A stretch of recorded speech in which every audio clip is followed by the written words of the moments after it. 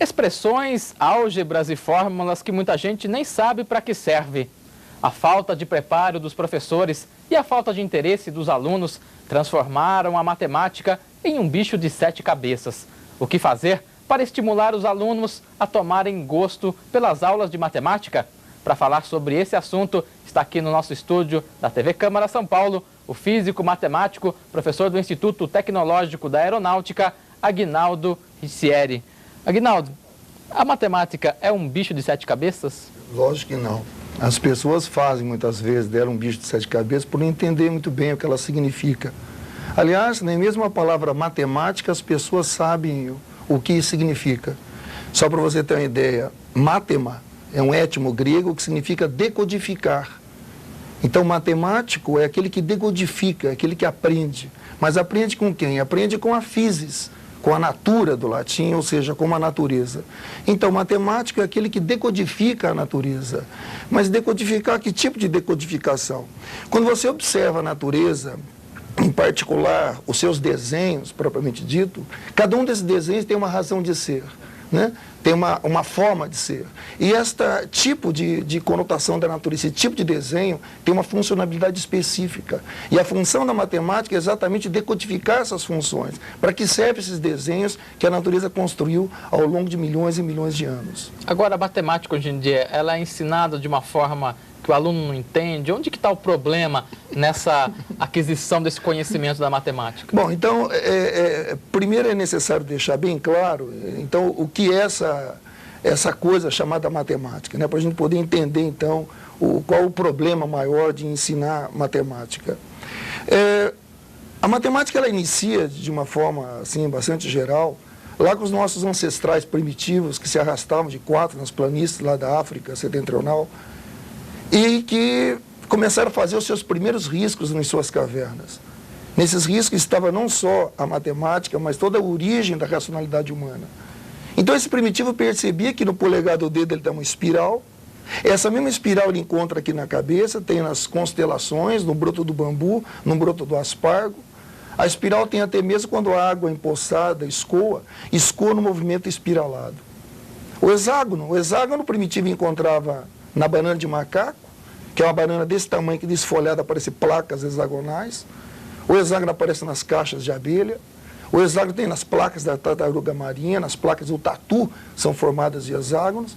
E até mesmo o primitivo encontrava o hexágono quando ele abatia um animal, colocava esse animal na fogueira e a gordura descia pelas pedras e ao amanhecer ele observava que essa gordura rachava em placas hexagonais. O pentágono tem no corte transversal de uma mão, você tem uma estrutura pentagonal. O pentágono aparece na estrela do mar, tipicamente uma estrutura de pentágono. O pentágono aparece quando o homem abre as 2 pernas e os 2 braços, de novo uma estrutura de pentágono. Então essa era a forma primitiva de observar a natureza, ou seja, do primitivo perceber que quando o Criador fez a natureza, ele construiu, projetou as coisas com padrões geométricos muito bem definidos. E esse tipo de observação acontece, vai em linha reta, até basicamente em 1637, quando as livrarias de Paris recebem 900 exemplares de um livro a ser posto diante do público comprador, chamado Discurso sobre o Método, de René Descartes. Esse livro mostra o término da geometria e o início de uma nova fase na teoria da matemática, que seria rotulada futuramente de cálculo diferencial integral. Bom, então aí vem uma pergunta, por que a matemática geométrica, que se observa toda a natureza, acontece até 1637 e de repente essa coisa desaparece e Descartes propõe outro tipo de matemática? Será que o Descartes acordou muito puto naquele dia? Falou, não, eu estou muito puto, vou fazer uma outra matemática, para quê? Para foder os alunos do ano de 2005, né? Para que os professores tenham temas para cobrar em suas provas. A verdade não é isso, a verdade é que o mundo necessitava de um outro tipo de processo de matematização. Para você ter uma ideia, em 1600, as cidades europeias, de um modo geral, têm uma certa população relativamente pequena. Em 1610, 10 anos, muitas dessas cidades passam a ter uma população de até 2 vezes maior. Esse foi o maior inchaço populacional verificado em toda a história da humanidade.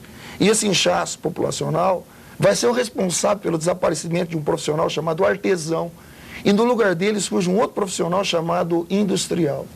Quem era o artesão? O artesão era aquele cara que fabricava um sapato para o lorde, uma camisa para o barão, um vestido para a baronesa. E no lugar dele surge o industrial, que não está mais interessado em fazer um par de sapato, ele vai produzir agora 10 mil pares de sapato. Ele não quer produzir agora uma camisa, vai produzir agora 5 mil camisas. Esse cenário que futuramente vai ser conhecido como Revolução Industrial ou Iluminismo, que saúda o nascimento de uma nova forma de fazer matemática, em particular o chamado cálculo diferencial integral. E com René Descartes que surge então essa figura do profissional das exatas, né, que utiliza desse conceito chamado matemática. Bom, mas quem é esse profissional das exatas? Nós podemos fazer um paralelismo bastante interessante em relação ao matemática, em relação a essa ciência chamada matemática, para que ela serve, em relação ao médico, o profissional da bio. O médico, o profissional da bio, o imitador, profissional do latim, vem de imitar, professorar, trazer as boas novas, trazer a informação. Bio significa vida. E esse profissional da vida, o que ele fazia? Pegava uma folha de hortelã, no formato simplesmente de uma cardiote, pega esta folha de hortelã, faz um chá, passa o chá para um laboratório clínico e tem aquele chá cura dor de barriga. Então, quando aparecem as pessoas no consultório, aquele médico com dor de barriga, ele receita o chá do hortelã. Pega uma folha do alecrim, faz um chá, passa para um laboratório clínico, determina que aquele chá cura dor de cabeça. Quando aparecem, então, as pessoas no consultório daquele médico com dor de cabeça, ele receita o chá do alecrim. Assim, esse profissional da bio é aquele que faz uma lista, ou seja, cada tipo de planta com cada tipo de doença. E associar as plantas às doenças, o que chama-se de cura. É para que serve o tal do profissional da bio. O profissional das exatas vai exatamente nesse bojo, né? E o que faz o profissional das exatas? Ele, quando pega essa folha do hortelã, pouco importa se ela cura dor de cabeça ou ela cura dor de barriga. Mas me interessa o formato dessa curva. Por que o Criador fez esse formato e não outro? Por que exatamente esse formato? Então eu começo a perceber que essa cardioide, essa curva chamada cardioide, ela tem algumas propriedades muito interessantes.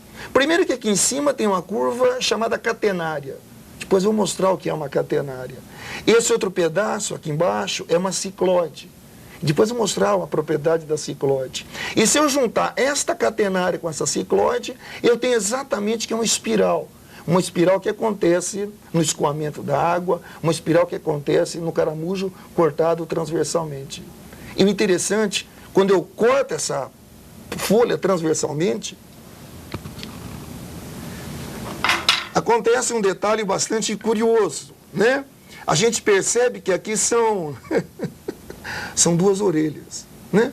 Mas as plantas não ouvem. Sim, as plantas captam simplesmente energia mecânica, que é o som, a luz, aliás, energia elétrica, que é a luz. Nós temos os ouvidos que captam a energia mecânica, que é o som. Então isso aqui parece muito com as minhas orelhas. Mas o mais interessante, se eu cortar essas orelhas no meio, eu tenho exatamente um perfil de asa de aeronave, né? Então, a modelagem desse tipo de curva serve muito bem para projetar asas de avião. E por que então a natureza dá para esta folha exatamente esse formato? Porque aqui você tem um cabinho, esse cabinho está na árvore, o vento bate. Se o vento não escoar ao longo destas orelhas, exatamente como escoa num perfil de aeronave, minimizando os esforços, a planta simplesmente vai perder esse tipo de folha. Então a natureza configura exatamente esse tipo de formato. Assim, o que se faz do ponto de vista da matemática, para que serve essas expressões, essas equações todas? Serve para decodificar a natureza, para extrair da natureza exatamente as suas propriedades fundamentais. Você acha então que a natureza ela dá inspiração para que o matemático possa trabalhar?